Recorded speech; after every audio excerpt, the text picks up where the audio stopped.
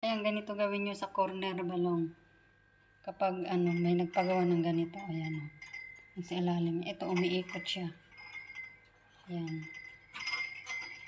Ayan, maluwang yan. Umiikot din sa taas.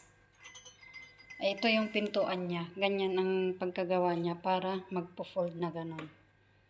Ayan. Ay. Wait lang. Isimpa natin dun sa harapan niya. Ayan kasi, ayan, naka-hulma yung harapan niya. Ayan, sarado natin. Ayan. Ganyan. Ganda ganitong gawin nyo. Ayan, ganito gawin nyo sa corner balong. Kapag may nagpagawa ng ganito, ayan o. Sa ilalim. Ito, umiikot siya. Ayan. Ayan, maluwang yan. Umiikot din sa taas. Ay, ito yung pintuan niya. Ganyan ang pagkagawa niya para magpo-fold na ganon. Ayan.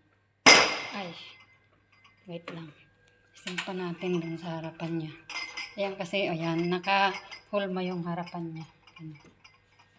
Ayan, sarado natin. Ayan. Ganyan. Ganda ganitong gawin nyo.